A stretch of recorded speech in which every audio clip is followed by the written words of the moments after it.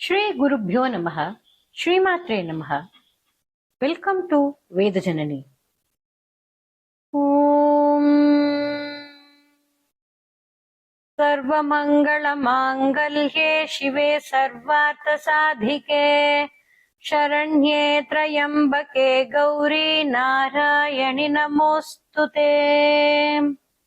எல்லாருக்கும் நமஸ்காரம். இன்னைக்கு தேவி மகாத்மியம் கிளாஸ்ல 11வது அத்தியாயத்துல வரும் சர்வ மங்கள மாங்கல்யே சிவே சர்வார்த்த சாதிகே சரண்யே திரையம்பகே கௌரி நாராயணி நமோஸ்துதே அப்படிங்கிற மந்திரத்திற்கு அர்த்தம் சொல்லப்பட்டது. நிறைய பேர் இந்த அர்த்தத்தை மறுபடியும் கேட்கணும் அப்படின்ட்டு கேட்டுனதால இன்னைக்கு அந்த மந்திரத்தோட அந்த வரிகளோட விரிவான விளக்கத்தை இப்ப பார்க்கலாம். இந்த மந்திரமானது தேவி மகாத்மியம் என்ற நூலில் 11வது அத்தியாயத்துல 10வது மந்திரமா வர்றது. இதுக்கு வெவ்வேறு நிறைய பெயர்களும் உண்டு. தேவி ஸ்துதி, நாராயணி ஸ்துதி, காத்தியாயனி ஸ்துதி என்றெல்லாமும் சொல்லப்படுறது. அம்பாளானவள், அதாவது சண்டிகா பரமேஸ்வரியானவள் சும்ப நிசும்பர்களை வதம் செஞ்சுட்டு போர்க்களத்துல நின்னுட்டு இருக்கா. அப்போ தேவர்களும் மிகுச்ச அனைவரும் அங்க ஒன்று திரண்டு அவள் புகழ் பாடி ஸ்தோத்திரங்கள் எல்லாம் சொல்லி அவளை சாந்தப்படுத்துறா. அவளும் அமைதியா மாறி தன்னோட மக்களுக்கு வாக்குறுதியும் கொடுக்கிறா. அதாவது தான் எப்படி மறுபடியும் எப்படியெல்லாம் தோன்றி வரப்போறா, வந்து எப்படியெல்லாம் நம்மளை ரட்சிக்க போறான்ட்டும் சொல்றா. இப்படியா தேவர்கள் அவளை புகழ்ந்து பாடி துதிக்கும் போது சொல்றதுதான் இந்த சர்வமங்கள மாங்கல்யே அப்படிங்கிற இந்த மந்திரம் கூட. ஒரு குழந்தைக்கு பேச்சு வந்துடுதுன்னா நம்ம எல்லாம் ஆத்துல அவளுக்கு ஃபர்ஸ்ட் சொல்லி கொடுக்கறது குரு பிரம்மா ஸ்லோகம், அதுக்கப்புறமா இந்த ஸ்லோகம் தான் சொல்லி கொடுப்போம். அது மட்டும் இல்லாம நார்மலா நம்ம ஆத்துல விளக்கேற்றும் போதும் சரி, கற்பூர ஆரத்தி காட்டும் போதும் சரி, இந்த ஸ்லோகத்தை நார்மலா சொல்லிட்டு இருப்போம் எப்பவுமே. இப்படியாப்பட்ட இந்த ஸ்லோகத்தை நம்ம சும்மா சொல்லிட்டு இருக்கிறத விட அது அர்த்தம் விளக்கத்தை நன்னா தெரிஞ்சுன்னு சொன்னா அதை விட உத்தமம் இல்லை. இது வெறும் ஸ்லோகம் இல்ல, அவளை அம்பாளை முழு நம்பிக்கையோட சரணடையும் ஒரு பிரார்த்தனை. சர்வ மங்கள மாங்கல்யே. மங்களம் அப்படின்னா என்ன? நமக்கு நார்மலா தெரியிற மீனிங் என்ன? சுபம், நன்மை, சந்தோஷம், ஆசீர்வச்சனம், திருமணம், இப்படியா சொல்லிண்டே போலாம். மங்களங்கள் நிறைய சொல்லிட்டு போலாம். ஆனால் உண்மையில் மங்களம்னா என்ன, மங்களங்கள் என்னென்ன, அதோட விசேஷம் என்ன அப்படிங்கிறத பார்ப்போம். விசேஷமான மங்களங்கள்ல ஃபர்ஸ்ட் சொல்லப்படுறது வர்றது பிரம்ம ஞானியானவர். உண்மையான ஞானி இருக்கும் இடமே மங்களம் என்று சாஸ்திரம் சொல்றது. அவ ஞானத்தின் இருப்பிடம், வேதத்தின் சத்தியம் அவ. சோ மொத்தத்துல அவ அம்பாளை உணர்ந்து இருப்பவா. அதனால அவ மங்களத்தின் சின்னம். அடுத்ததா பசு. பசு தாய்மையை குறிக்கும். அதே போல லக்ஷ்மி தத்துவமானது பசு. ஏன்? லக்ஷ்மியோட வாசஸ்தலம் பசுவோட பின்புறம், அதனால லக்ஷ்மி தத்துவம் வாய்ந்தது.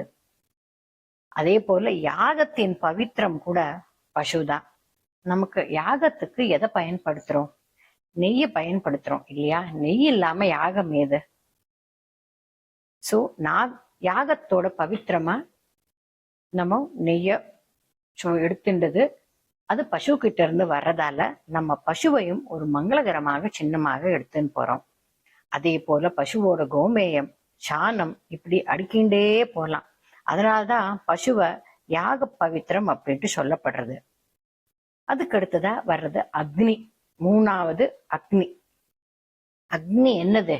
யஜ்ஞ சக்தி, பரிசுத்தத்தை சொல்றது நமக்கு. அக்னி இருக்கும் இடம் தெய்வ சாட்சி அப்படின்ட்டு சொல்லப்படுறது. அவள் நமக்குள்ளும் இருக்கா. அக்னியானவள் நமக்குள்ளும் இருக்கா. எப்படி இருக்கா? ஜாத வேத அக்னியா இருக்கா நமக்குள்ள. சோ அப்படிப்பட்ட அக்னியானது, அதாவது அந்த தெய்வத்தன்மை வாய்ந்த அந்த அக்னியானது நமக்குள்ள கூட இருக்கிறது. சோ அது மங்களகரமான சின்னமாக சொல்லப்படுறது. அடுத்தது 4வதா தங்கம். கௌரம் அப்படின்னாலே தங்கம் அப்படின்ட்டு பொருள். இது யார் பேரு? கௌரம் அப்படிங்கறத கௌரி, மகா கௌரி, அம்பாளோட பேரு தான் மகாகௌரி. அவளோட பேர்லயே தங்கமானது இருக்கு. சோ கௌரி அப்படின்னா வளம், அழியாத ஒளி, மெருகு. எப்படி தங்கத்தை மெருகு ஊட்டிண்டே போறதோ அதே மாதிரி அம்பாளோட அந்த ஒளியானது, ஞானமானது மெருகுண்டே போறதாம். அதாவது நமக்குள்ள இருக்கிற அந்த அம்பாளானவள், அந்த சக்தியானவள், நாம அவளை பத்தி படிக்க படிக்க படிக்க படிக்க நம்மள மேல மேல மேல மெருகூட்டுறா. சோ அவள் எவ்வளோக்கு எவ்வளோ நமக்குள்ள தங்கிட்டு நம்மளை மேல எடுத்துன்னு வரவளோ அவ்வளோக்கு அவ்வளோ மங்களகரமானமா இருப்போம் நாமளும். சோ இப்படியா தங்கமும் மங்களகரமான சின்னமாக சொல்லப்படுறது. அடுத்தது நெய். அஞ்சாவதா சொல்லப்படுறது நெய். யாகங்களே மிக மங்களமான அர்ப்பணம், விசேஷமானது, சுத்தமானது பசு நெய். உருக்கி உருக்கி எடுத்த சுத்தமான வஸ்து. இப்ப அப்படி பார்த்தா நம்ம இப்போ மனுஷா எல்லாம் கூட பச்சை பாலாதான் இருக்கும். நமக்குள்ள என்ன இருக்கு அப்படின்ட்டு நமக்கே தெரியாது. எத்தனை வஸ்துக்கள் வர்றது பால்ல இருந்து. பாலை காய்ச்சுற மாதிரி நாம நம்மளை கொஞ்சம் வருத்திண்டா, அதாவது கொஞ்சம் கஷ்டப்பட்டா, நமக்குள்ள இருக்கிற அந்த ஈகோ, பயம், சந்தோஷம், சந்தேகம், சோம்பல், கெட்ட எண்ணங்கள் எல்லாத்தையும் எடுத்துட்டு கடைசியில நெய் ஸ்டேஜ், அதாவது பரிசுத்தமா நாம அவளுக்கு அர்ப்பணிக்கிறது. அதாவது நெய் எவ்வளவு அழகா நமக்கு சொல்லியிருக்கு பாருங்க. எப்படி நெய்யானது இத்தனை விதமான பண்டங்களுக்கு அப்புறமா பாலாறுது, தயிராறுது, வெண்ணெயாறுது, நெய்யாறுது எப்படி தாண்டிட்டு வருதோ, நாமும் கஷ்டப்பட்டு அனைத்து விதமான தடைகளையும் தாண்டி எப்படி நெய் அர்ப்பணிக்கப்படுறோம் யாகத்துல, யாருக்கு? அம்பாளுக்கு. அதே போல நாமளும் நம்ம அவளுக்கு அர்ப்பணிக்கணும் நம்மையே. அதனால நெய்யும் ஒரு மங்களகரமான சின்னமா சொல்லப்படுறது. ஆறாவதா சொல்லப்பட்டிருக்கிறது சூரியன். பிராணசக்தி, அறிவு, ஆரோக்கியம், நேர்மை, இப்படி பட்டியல் போயிட்டே இருக்கும் சூரியனை பத்தி. சூரியனோட தரிசனமே மங்களம் அப்படின்ட்டு சொல்லப்படுறது. உதாரணத்துக்கு நம்ம ஒரு வீடு வாங்குறோம், இல்லைன்னா வீட்டுக்கு குடி போகணும் அப்படின்னா ஃபர்ஸ்ட் போய் நம்ம அந்த வீட்டுல பாக்குறது என்ன? வென்டிலேஷன் இருக்கா, சன்லைட் வர்றதா, இதுதான் பாக்குறோம். சூரியனோட வெளிச்சம் பட்டாலே ஆரோக்கியம்தான். நம்மோட எலும்புகளுக்கெல்லாம் பலம் கொடுக்கிறவர் சூரியன். விட்டமின் டி அப்படின்னு சொல்றோம் இல்லையா, அதுதான் அவர். ஆனா இப்ப என்ன பண்றோம்? ஏசி ரூம்குள்ள உக்காந்துக்கிறோம், டியூப் லைட்டை போட்டுக்கிறோம், ஹாஸ்பிட்டலுக்கு போய் விட்டமின் டி இன்ஜெக்ஷனை போட்டுக்கிறோம், சூரியனை விட்டுடுறோம். பட் சூரியன் is considered as a very important மங்களகரமான பொருள். இப்போ 6 விதமான கடவுள் வழிபாடுல சூரிய வழிபாடும் ஒன்று. அப்படிப்பட்டவர் தான் சூரியன். அடுத்தது சுவாசினி பெண், சௌபாகியம் நிறைந்தது. அடுத்த மங்களகரமானது எதுன்னா சுவாசினி பெண், மிகவும் சௌபாகியம் நிறைந்தது. ஆத்துல பொன் குழந்தை பிறந்தாச்சுனாலே என்ன சொல்லுவா? சுபிக்ஷம், மங்களம் அப்படின்ட்டு தான் நம்ம சொல்லுவோம். சுவாசினா அவா சுவாசினி, இவா சுவாசினி எல்லாம் கிடையாது. ஒரு பெண் குழந்தை பிறந்து விட்டால் அவள் இறக்கும் வரை அவள் சுவாசினி தான்.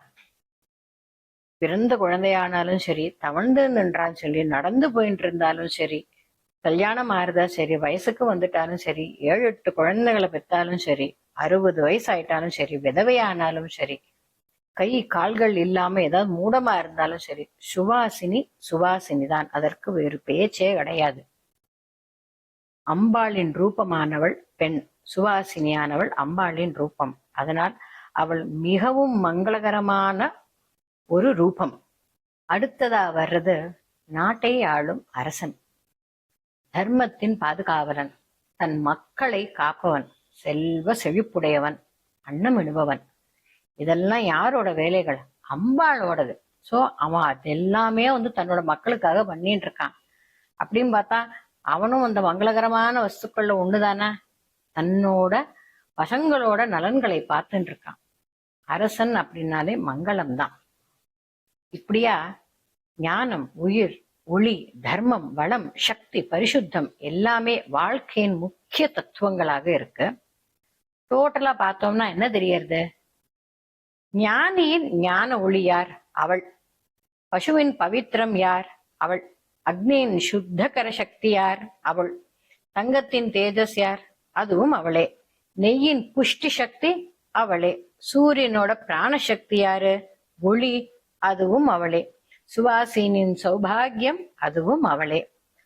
அரசனின் தர்ம பாதுகாப்பு, அதுவும் அவளே. இப்படி 8 மங்களகரமான பொருட்களில் ஒரு சின்னமாக கூறப்படுறது. சோ சர்வ மங்கள மாங்கல்யே, இத்தனை மங்களமான, அதாவது எல்லாவற்றிற்கும் மங்களத்திற்கும் மங்களமாக விளங்குபவள் அந்த பரதேவதையான ஆதிசக்தியான Parameswari. She is the existence, மூல ஆதாரம் அனைத்திற்கும். இப்படியா சர்வத்திற்கும் பவித்திர சக்தியாக ஆதாரமாக இருப்பவளே சர்வ மங்கள மாங்கல்யே அப்படின்னு சொல்றோம் அவளை.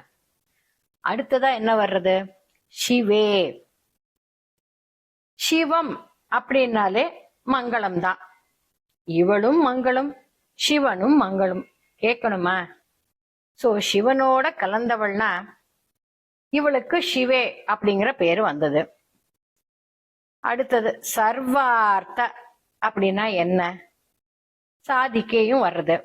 சாதிக்கே அப்படின்னா சாதித்தல். எதை சாதிக்கிற?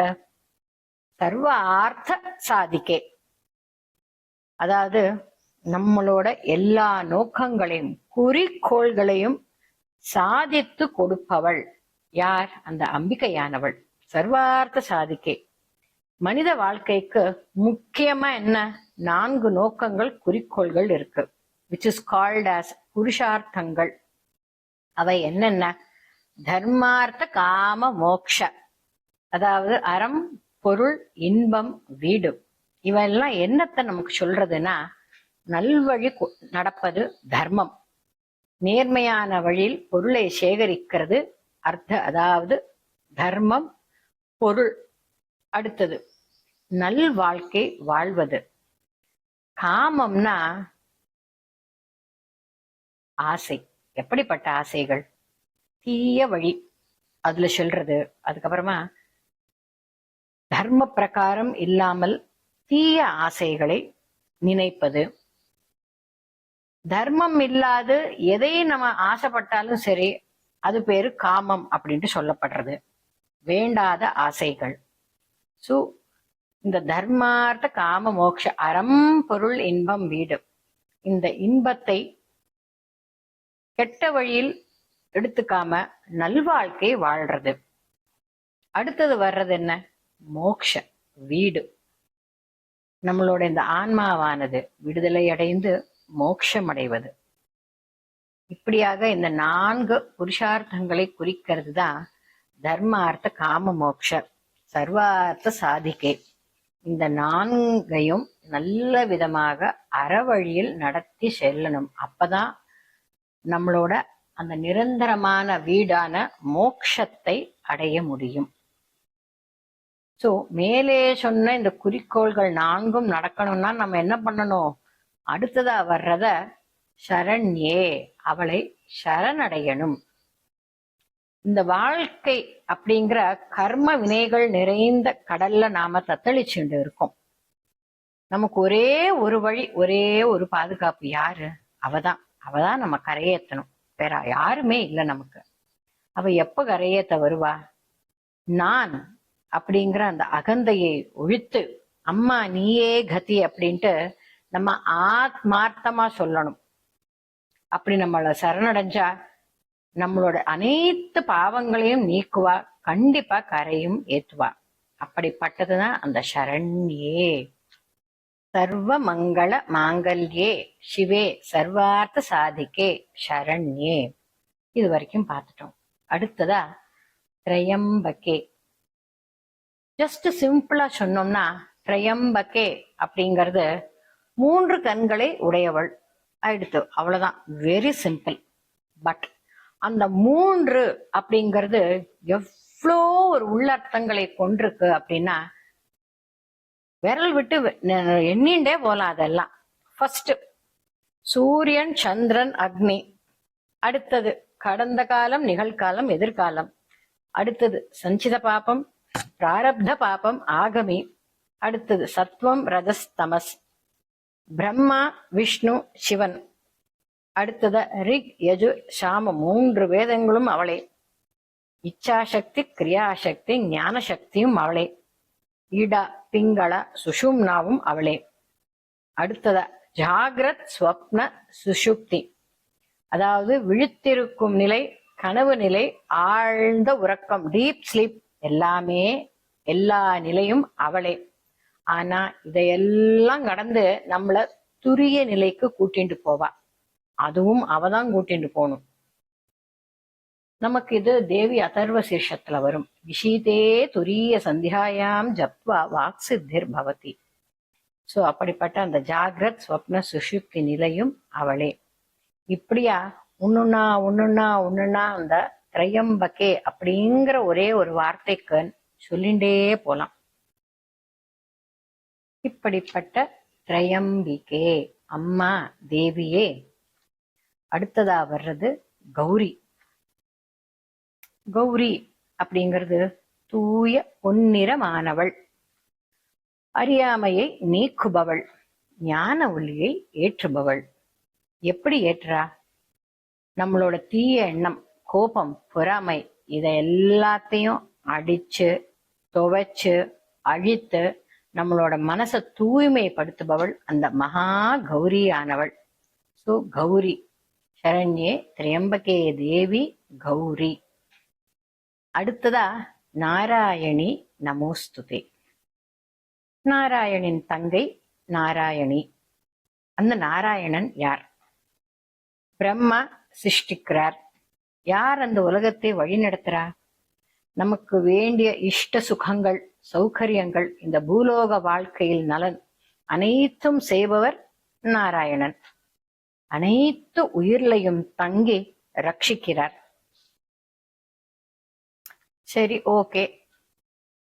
அடுத்தது, இப்போ என்கிட்ட அனைத்து விதமான சாமான்களும் இருக்கு.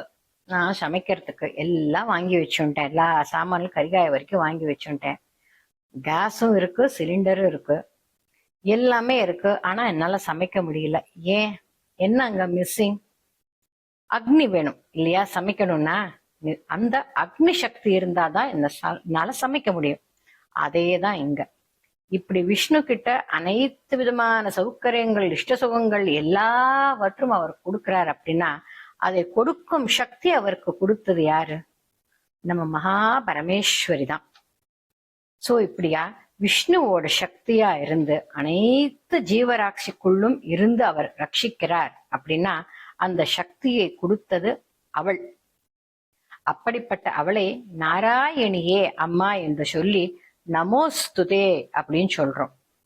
நமோஸ்துதேனா உன்னை சாஷ்டாங்கமா விழுந்து நமஸ்காரம் பண்றேம்மா, நான் உன்னை சரணடைகிறேன் அப்படின்ட்டு அவளை கேட்டுக்கிறோம். ஸோ இன் டோட்டல் 2 வரியில இந்த மந்திரத்தை நம்ம புரிஞ்சுண்டு அந்த சொல்லும் போது இதை அப்படி ஞாபகம் வச்சுன்னு சொன்னோம்னா எப்படின்னா, எல்லா மங்களங்களுக்கும் மங்களமானவளே, மூல ஆதாரமே, வாழ்க்கையின் அனைத்து குறிக்கோள்களையும் நிறைவேற்றுபவளே, 3 கண்களையும் தாண்டி அனைத்தையும் காண்பவள், அறியாமையும் என்னும் இருளை விரட்டி ஞான ஒளியை கொடுக்கிறா அம்மா கௌரியே. அனைத்து உயிர்களிலும் நிறைந்து ரட்சித்து உலகை தாங்கும் ஆதி சக்தியே, பராசக்தியே, உனக்கு என்னோட ஆத்மார்த்தமான நமஸ்காரம் அப்படின்னு சொல்லி இந்த ஸ்லோகத்தை சொன்னா எப்படி ஒரு மன நிறைவோட இருக்கும். நமக்கு மட்டுமா, அவளுக்கும் அப்படிதான் சந்தோஷத்தோட நம்ம எதை கேட்டாலும் வரமாக கொடுப்பவள் அவள். I request you to subscribe to Veda Janani and hit a like and share with your family and friends.